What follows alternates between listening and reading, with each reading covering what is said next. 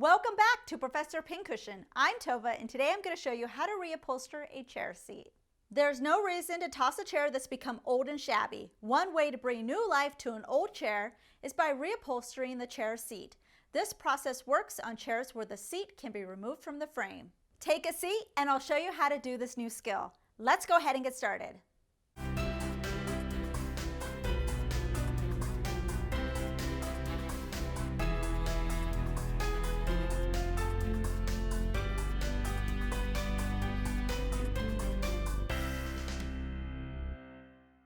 Here are some of the supplies I'm going to be using with this project.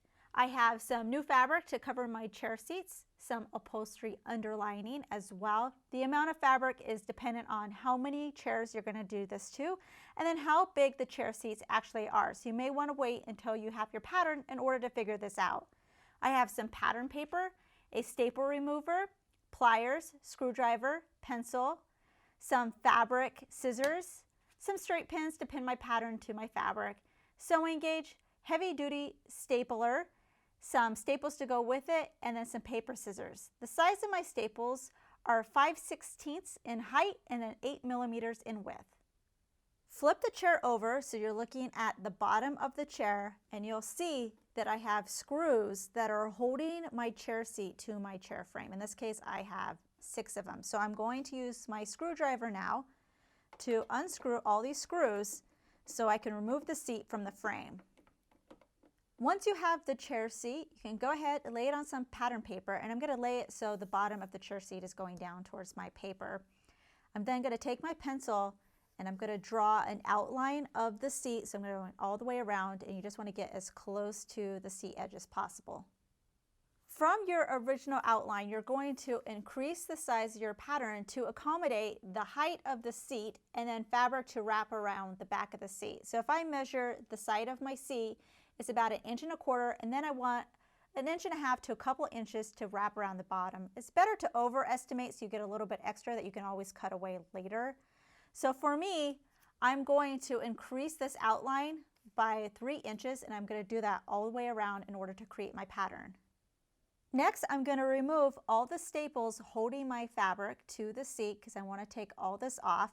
For this, I like to use a staple remover just to kind of get it started. And then once it starts pulling up a little bit, I can actually use some pliers to get under there and grab it and actually pull it out. From your pattern, you're going to cut a new seat cover out of your new fabric. If the foam of your seat is in rough shape, you can purchase new upholstery foam at your local fabric store. Place your fabric raw side up. We're going to start assembling our seat to put it back together again. So I have my fabric, I have the foam section, and then I have the bottom of the seat, which is the wood base. Make sure that you center your seat, which is the foam and the wood section, in the center of your fabric. Next, we're going to start stapling our fabric to our wooden base. I'm going to start in the middle of one side, so we're going to say right about here on the side. I'm going to take my fabric, I'm going to wrap it around to the back, and you want to pull it fairly tight. I'm going to grab my staple gun, and you want to have it so it's flat and level before you staple, about 1 inch from the edge of the wooden base here. So I'm going to go here, and I'm going to press down on the handle to staple that. So we're going to say that part is stapled. I'm going to come directly to the opposite side, pull my fabric so it's nice and tight because we don't want it loose on the front, pull it to the back, do a staple. So once these two sides are stapled, then you're going to do the same thing with the top and the bottom. So I'm going to grab the top fabric, wrap it around to the back, staple, and then do the same thing with the front. And don't forget, when you move to the opposite side after you've done a staple, that you're actually pulling the fabric before you pull it over, and then staple that. Once I have those 4 staples in, I can start working in towards the other way. So I can start stapling this section and then move on and do this section as well. Now when it comes to doing curves, what you really want to do is you're pulling just like you did before, but because you're going to have an excess of fabric here, as you're pulling, you may have to do some pleating. So you can see I'm just taking this fabric on the end and I'm folding it, and then I can go ahead and staple it. This is fine since it's going to be on the back side of the seat and you're not going to see it. You really want to avoid any sort of pleating on the sides of the seat. So if you need to just smooth it out and then pleat it here and then staple it, that's what you're going to do. So I would staple this, and then I'd go ahead and move to the next section, and you can see I'd create another pleat there. So that's fine. Now you also want to make sure that you remember where the holes are for your screw.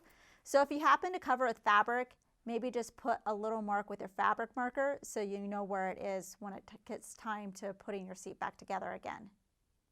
Here's what mine looks like after I've done a curve. So after you get a few staples in just to hold everything, you can put more staples in just to reinforce everything. This little dot right here is where I have one of my holes for my screws. I just marked it because I want to make sure that I'm not actually going to put a staple over this area. If your seat is more of a square and you want the corners to have more of a mitered corner look, this is how you create it. So first I have my two main staples here on the sides, and I'm going to start stapling, working my way to the corner. So I'm not going to do the corner yet, just work my way to it. My seat is up on its side right now. So here's one side, here's the other side, and this is the corner that I'm still working with. So you're just going to pick a side. I'm going to pick this side here because it's a little bit easier for me. So the fabric that's on this side, you can go ahead, start stapling it into place, working your way towards the corner. But before you get to the corner, you're going to take what's left of this fabric here, and you're just going to kind of pinch it between your fingers, and you'll see that it'll start to create a crease. Then I'm going to take this finger, I'm going to hold it right here, and I'm going to take the crease, I'm going to fold it back over so it's going right on that corner, and then I can go ahead and staple that into place and kind of smooth out this side just so it looks a little bit neater.